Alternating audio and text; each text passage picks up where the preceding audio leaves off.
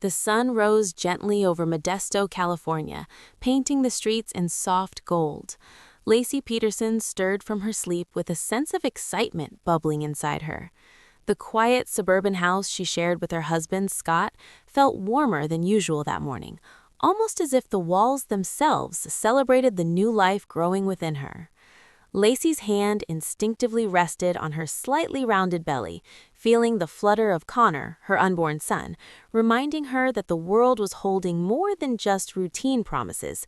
It held possibilities, joy, and dreams waiting to unfold. Laci was radiant that day. Her auburn hair caught the sunlight as she moved through the house, the soft hum of anticipation in her voice as she chatted with Scott over breakfast. The aroma of fresh coffee mingled with the faint scent of cinnamon toast, an ordinary morning steeped in extraordinary hope. She was meticulous about her routine, carefully laying out her prenatal appointment papers, her wallet, and a small notebook in which she jotted down thoughts about baby names and nursery plans. To any outsider, she seemed the embodiment of suburban perfection, loving, organized, and undeniably alive with promise. Scott appeared beside her in the kitchen, offering a smile that was warm but slightly distracted. There was a subtle tension in the air that only Laci seemed to sense in fleeting moments, small pauses in conversation, lingering phone calls from work, and an occasional distant look in Scott's eyes. She brushed them off, convincing herself that it was just the stress of daily life. But somewhere beneath the surface, a faint unease began to stir, like ripples on a calm lake. Laci kissed Scott goodbye, her hand lingering on his arm longer than necessary, a mixture of affection and an unspoken hope for reassurance. She slipped on her coat and stepped into the crisp morning air, a soft breeze brushing her face as she locked the door behind her. The world outside seemed tranquil, almost indifferent to the storm that was about to erupt. As she drove through the quiet streets, she waved to neighbors tending their lawns, exchanged smiles with passing joggers, and felt the comforting rhythm of familiarity. Every moment seemed ordinary, yet in hindsight, each ordinary action became a haunting prelude to the unimaginable. Her prenatal appointment was scheduled for late morning, and she hummed softly to herself as she drove, occasionally glancing at the rearview mirror to ensure her reflection mirrored the excitement she felt inside. Laci had always been meticulous, her mind organized even amidst the chaos of daily life. Today, she carried with her a checklist, a folder with medical papers, and the unwavering hope that everything was progressing as it should.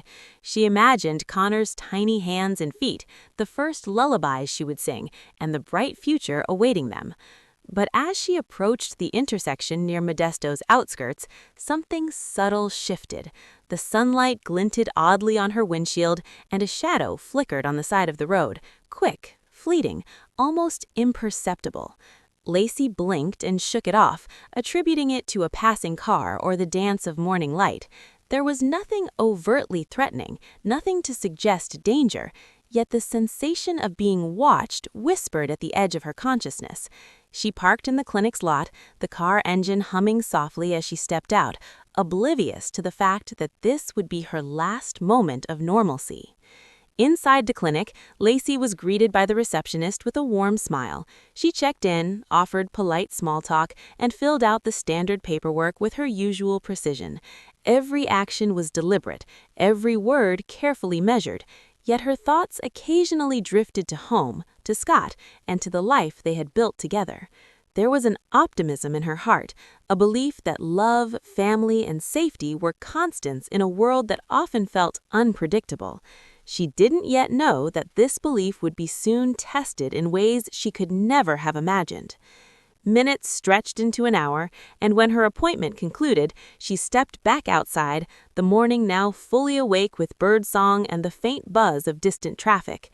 Laci had errands to run before returning home, a quick stop at the grocery store for a few essentials, a drop-off of mail at the local post, and perhaps a brief stroll along the nearby park where she liked to watch the autumn leaves fall. She moved with purpose, yet there was an unspoken serenity in her steps, a rhythm that would soon be shattered. Back home, Scott busied himself with mundane chores, unaware that Laci had yet to return. He checked the mailbox, tossed in a few letters, and then paused as he realized a subtle silence filled the house. It wasn't unusual for Laci to take a bit longer running errands, but something in the stillness felt off. The clock ticked, minutes stretching painfully, and a creeping anxiety began to gnaw at Scott. Calls to friends and family brought no answers. Laci was nowhere to be found. By mid-afternoon, concern turned to panic. Scott contacted local authorities, describing the situation with increasing urgency. The police, initially sympathetic yet measured, began the procedural search. They traced her route, checked hospitals, interviewed neighbors, and reviewed traffic patterns. But as hours passed with no sign of Laci, the sense of dread deepened. Every street corner, every familiar path became a potential clue or a haunting reminder that something terrible had occurred. The community rallied quickly. Friends, family, and even strangers organized search parties, combing parks, riverbanks, and empty lots. Flyers with her smiling face appeared on telephone poles and storefronts. Social media erupted with pleas for information, sharing tips and sightings, desperate to piece together the mystery of her disappearance. Each lead, each call, each hopeful sighting carried with it a mix of anxiety and fragile optimism. But as night fell, the shadows grew longer, and the warmth of morning hope gave way to the icy grip of fear. By the end of the first day, the picture of suburban tranquility had dissolved. The streets of Modesto, once familiar and safe, now felt strange and watchful. Laci's absence left a void that could not be ignored, a silence filled with questions and speculation. Friends recounted the last moments they saw her, neighbors remembered casual smiles and casual waves, and the community collectively held its breath. Laci Peterson, the embodiment of life and promise, had vanished without a trace. And in that disappearance, the story of a young woman's ordinary morning turned into a haunting mystery, a puzzle that would grip California, captivate a nation, and ultimately reveal a darkness no one could have imagined. The calm before the storm had ended, the search had begun, and with it the unraveling of a heartbreaking tale that would shock the world. The sun had long set over Modesto, but the town felt restless, awake with worry. By now, Laci Peterson's disappearance had become more than just a family crisis. It was a growing spectacle that gripped the entire community. Sirens flashed down quiet streets. Volunteer searchers combed fields with flashlights slicing through the darkness, and police cars patrolled neighborhoods, their radios crackling with updates and tips. What began as hope for a safe return was slowly turning into something darker: fear, suspicion, and the unnerving realization that the ordinary could be shattered in an instant. Scott Peterson sat on the edge of their living room couch, staring blankly at the muted TV screen, where news anchors recounted Laci's last known movements. His posture was rigid, shoulders tight, eyes distant. To anyone watching, he appeared as a grieving husband, a man desperate for his wife's safe return. But for some in the community, and the police, there was something that didn't quite fit. Perhaps it was the slight tension in his voice during interviews, or the way he avoided certain questions. Perhaps it was the fact that, despite the growing alarm, he seemed to maintain a calm, almost rehearsed demeanor that unsettled those around him. Law enforcement approached the case with methodical precision. Officers divided into teams. Some scoured neighborhoods, knocking on doors and asking residents for the slightest observation. Others reviewed traffic camera footage, looking for any trace of Laci's vehicle or unusual activity. Canvassing the area was grueling, each lead more frustrating than the last. Every tip initially offered hope, only to dissolve into nothing, a fleeting shadow that never became substance.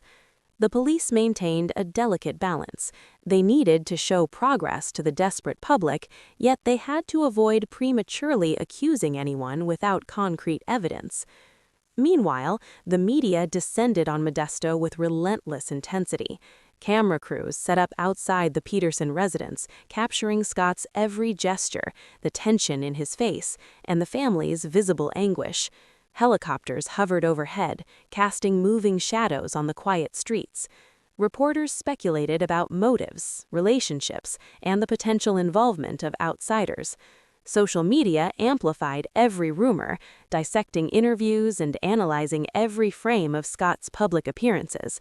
Within days, Laci Peterson was no longer just a missing woman, she was a symbol of innocence imperiled, and Scott, by extension, became a figure of public fascination and scrutiny. The community, meanwhile, experienced a collective grief that was both personal and palpable. Friends of Laci organized search parties, walking mile after mile through fields, parks, and riverbanks, their voices calling out her name into the cold evening air. Neighbors posted flyers with her smiling face, bright eyes, auburn hair, the radiant expression that once lit up their streets. Children in the neighborhood asked if Laci would come back, their innocence a painful contrast to the adults' anxious speculation. Each unanswered question weighed heavily, building a tension that settled over Modesto like a fog. As days passed, small inconsistencies in Scott Peterson's story began to attract attention. At first, they were barely noticeable, slight variations in the times he reported seeing Laci, minor discrepancies in his recollection of their last conversations. But as the police conducted deeper interviews, these cracks widened, revealing a pattern that could not be ignored.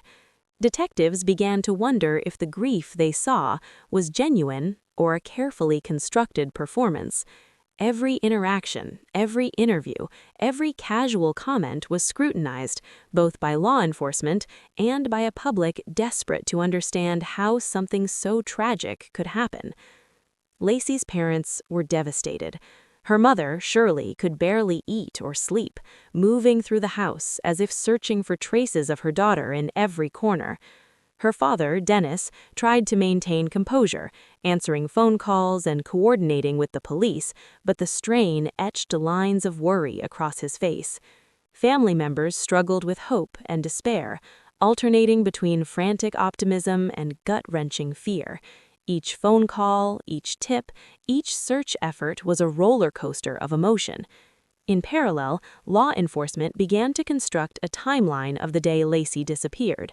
They retraced her route from the prenatal clinic, analyzing store security footage, interviewing cashiers and delivery drivers, and checking traffic logs. There were fleeting glimpses, shadows of a woman matching Laci's description, but nothing definitive. Every clue seemed tantalizingly close, yet frustratingly out of reach. The investigation required patience, but the emotional weight of waiting was unbearable for those who loved her.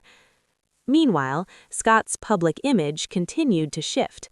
Interviews he gave to reporters were dissected, analyzed for signs of deceit, or praised as expressions of deep sorrow. Friends and family were divided. Some defended him vehemently, certain of his innocence, while others began to question the narrative. The tension was not just external, it was personal, seeping into relationships, trust, and the perception of everyone involved. The pressure intensified when law enforcement received reports of potential leads near the nearby San Francisco Bay. Officers scanned the shoreline, boats patrolled the waters, and divers were prepared for underwater searches. Each new lead raised hopes and simultaneously heightened anxiety. The cold waters and shifting tides became a grim stage for the unfolding mystery, reflecting the uncertainty and fear that had gripped the town. By the end of the first week, it was clear that this was not just a missing person case, it was evolving into a full-blown investigation that would dominate headlines, dominate conversations, and dominate the lives of everyone involved. The narrative was no longer solely about hope for Laci's safe return, it was about unraveling truth from fiction, deciphering motive from circumstance, and navigating the murky waters of suspicion that had begun to circle Scott Peterson. In the quiet moments, late at night, the house felt hollow. Scott sat alone, sometimes replaying the day in his mind, sometimes staring at the walls that had once been safe. Friends and family hovered, offering support and questions in equal measure. Somewhere beyond the city lights, volunteers continued their searches, voices echoing through empty fields, calling out a name that had become both a beacon of hope and a symbol of fear. And in this tension, the blend of hope and suspicion, grief and uncertainty, the stage was set for revelations that would shock the nation. The search for Laci Peterson was no longer just about finding a missing woman. It had become a test of truth, deception, and the fragile boundaries of trust. Every detail, every glance, every statement mattered. And as the days stretched into a haunting limbo, the quiet unease that had begun in part 1 deepened into a chilling suspense. Somewhere, hidden beneath the surface, lay the answers to a mystery no one was prepared to confront. Modesto had changed. Its streets, once familiar and safe, now carried the echoes of fear and speculation. Its residents watched, waited, and whispered. And above it all, one question loomed larger than any other. What truly happened to Laci Peterson? The fog hung low over the San Francisco Bay, its gray tendrils curling across the water, swallowing the distant horizon. Early morning light cast a pallid glow over the surface, as if the world itself sensed the tragedy about to be revealed. Police boats glided silently through the still waters, the faint hum of engines the only sound breaking the oppressive quiet. Divers prepared to search beneath the waves, their faces grim, understanding that what they sought could confirm every fear the community had harbored, or shatter what hope remained. When Laci Peterson's remains were discovered, the world seemed to tilt on its axis.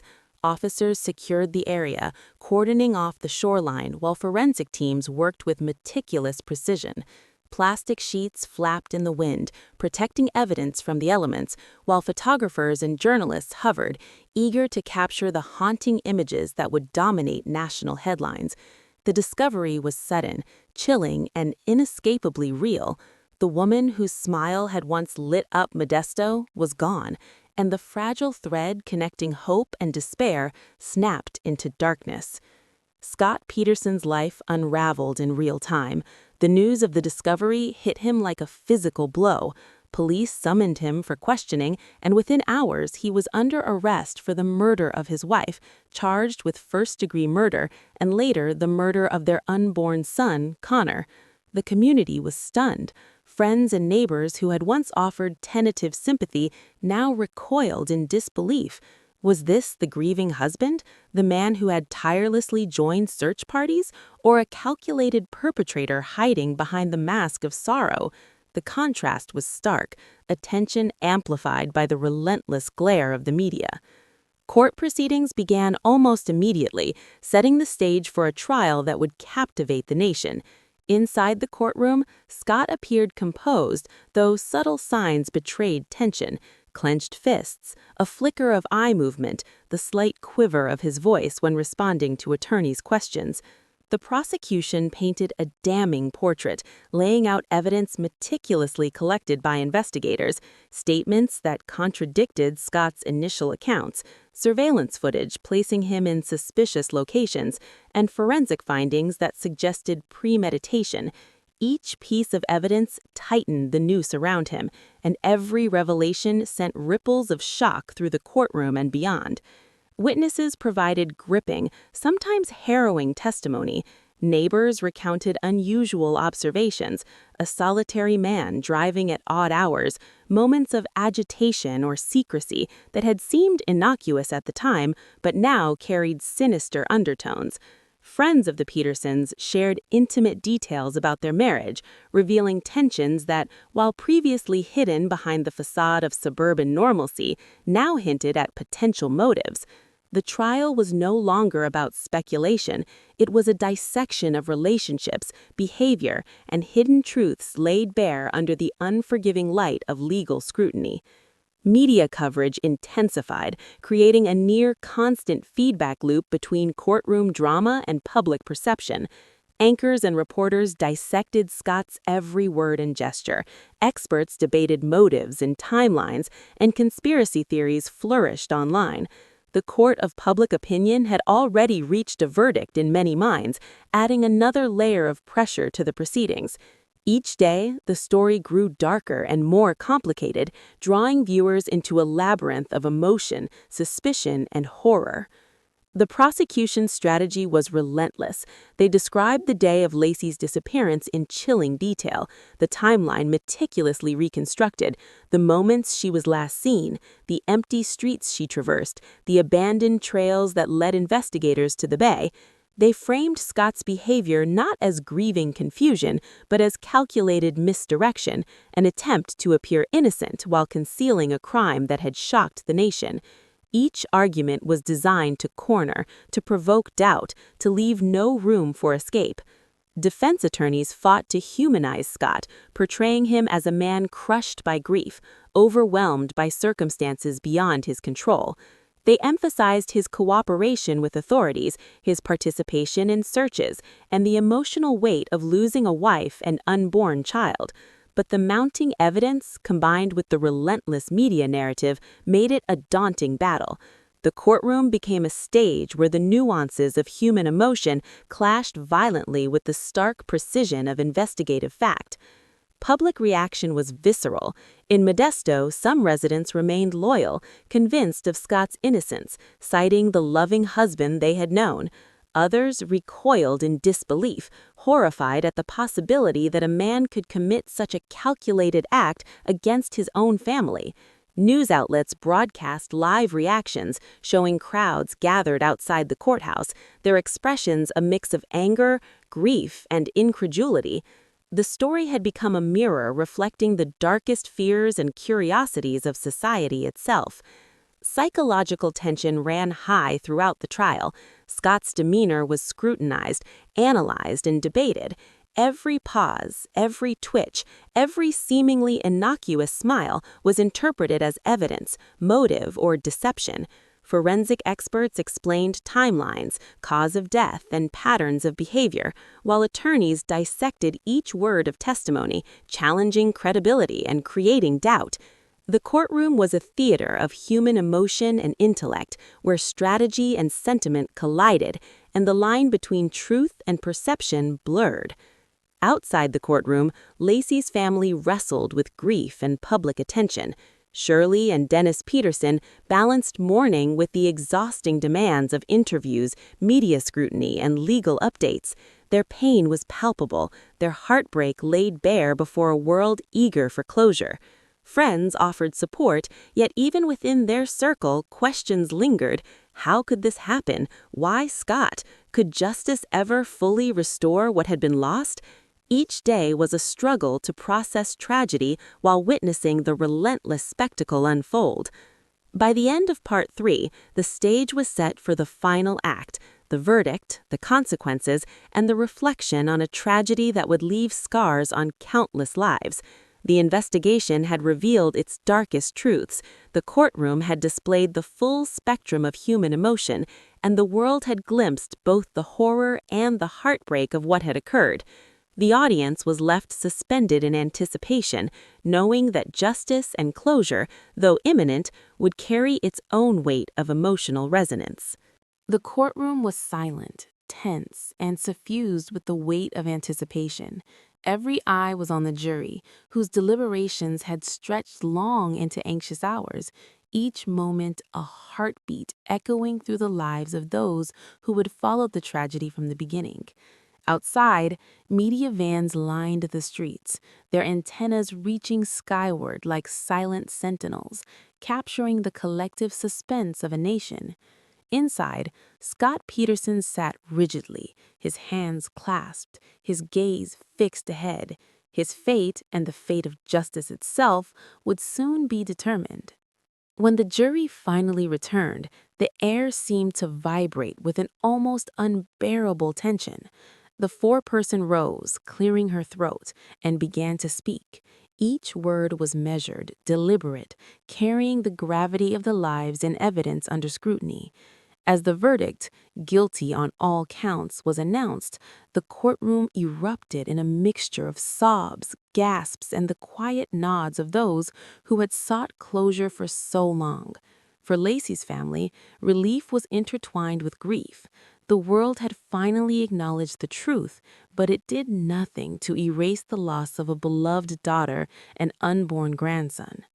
Scott Peterson's reaction was striking in its contrast. There was a fleeting flicker of disbelief, almost imperceptible, as if the reality had not yet registered. Then came the subtle tightening of his jaw, the narrow, almost imperceptible shift in posture, a man confronting the magnitude of consequences that had been years in the making. The courtroom seemed to hold its collective breath as he was led away, the weight of guilt and punishment pressing down like an invisible hand. Outside the courthouse, reactions were visceral and varied. In Modesto, friends and neighbors who had once speculated and feared now exhaled a mixture of relief, sorrow, and lingering disbelief. Television crews captured crowd reactions, tears, hugs, and whispered condolences mingling with quiet expressions of justice served. Across the country, viewers who had followed the story with bated breath felt a catharsis, an acknowledgement that the nightmare was not only real, but had been confronted, however imperfectly, by the mechanisms of law. But justice, though pronounced, was not the end of the story. Appeals, legal maneuvers, and ongoing debates about evidence and motive ensured that Scott Peterson's case remained in the public eye long after the verdict. The courtroom drama had transformed into a media saga, a national conversation about the nature of guilt, deception, and the responsibilities of law enforcement. Questions persisted. Could the trial have been influenced by public opinion? Was justice truly served? These questions, unanswered yet persistent, added layers of complexity to the tragedy, keeping the narrative alive in collective consciousness. For Laci's family, the verdict offered a measure of validation, but it could not replace the daughter, the sister, the mother-to-be who had been lost. Shirley and Dennis Peterson grappled with grief that was both private and public, mourning their daughter while navigating constant media attention and public curiosity. Friends and neighbors offered support, but the wound remained raw, a reminder that even when justice is served, it cannot heal the void left by death. In Modesto, the community sought meaning from tragedy. Vigils were held, memorials erected, and conversations about safety, trust, and the vulnerability of loved ones became commonplace. Laci's story inspired changes in the way missing person cases were approached, from heightened awareness among local authorities to community-driven search protocols. Her life, though tragically brief, left an indelible mark on a community forced to confront the fragility of trust, the darkness that can hide behind ordinary appearances, and the power of collective empathy. The trial had also cast a long shadow on societal perceptions of domestic relationships. Scott Peterson's betrayal, if interpreted as premeditated, was a chilling reminder of how deception could exist behind the facade of suburban normalcy. Psychologists and commentators dissected his behavior, comparing it to broader patterns of domestic crimes, exploring motives rooted in ambition, envy, and self-interest. For viewers and readers, Laci's death became a lens through which the dangers of blind trust and unseen manipulation could be examined, a cautionary tale beyond the personal, touching the universal. Even as years passed, the legacy of Laci Peterson endured. The story was revisited in documentaries, books, and retrospectives. Each attempt to understand the tragedy added nuance, perspective, and reflection. Her name became synonymous with the vulnerability of innocence, the unpredictability of human behavior, and the resilience of those left behind. Parents shared her story as a warning, communities examined their own structures of trust and vigilance, and her family worked to honor her memory while continuing to navigate their grief. Yet, amid reflection and analysis, there remained an unshakable emotional truth. Laci Peterson's life had been stolen in the prime of her potential, her absence felt in every corner of her family's life. The idyllic morning of part one, the frantic search of part two, and the horrifying discovery of part three all converged in a stark reality. Justice, though pronounced, could never fully restore what had been lost. This lingering sorrow, coupled with the undeniable resolution of the case, created a tension that was at once painful and necessary, a reminder that human lives, once taken, cannot be fully reclaimed. In the end, the story of Laci Peterson was not just about murder, trial, or media spectacle. It was about the enduring human impact of tragedy. It was about love lost, trust betrayed, and communities shaken. It was about the ways ordinary lives intersect with extraordinary horror, and how grief, resilience, and reflection continue long after the headlines fade. For Modesto, for her family, and for the countless viewers who followed her story, Laci remained a symbol, a life remembered, a cautionary tale, and a testament to the heartbreak that can lurk beneath the surface of everyday existence. As the final gavel fell and the courtroom emptied, the narrative shifted from immediate drama to lasting legacy. Laci's name was etched into the consciousness of the nation. Her story taught lessons about vigilance, empathy, and the hidden complexities of human relationships. While Scott Peterson faced the full consequences of his actions, the tragedy left behind more than legal precedent. It left questions about morality, trust, and the fragile line between love and deception. And somewhere beyond the courtrooms, beyond the media glare, beyond the community's grief, Laci Peterson's memory endured, a quiet, luminous presence reminding all who remembered her that life, no matter how fleeting, leaves a mark that shapes families, communities, and the world's collective understanding of heartbreak, justice, and the delicate balance between hope and despair. Her story, though concluded in the courts, continues in the hearts of those who knew her and in the lessons it imparts to everyone who seeks to understand how an ordinary life could be transformed so tragically. The nation had witnessed a nightmare unfold, but through sorrow, reflection, and the pursuit of justice, Laci Peterson became more than a victim. She became a legacy, a name that would never be forgotten, and a story that would echo far beyond the quiet streets of Modesto.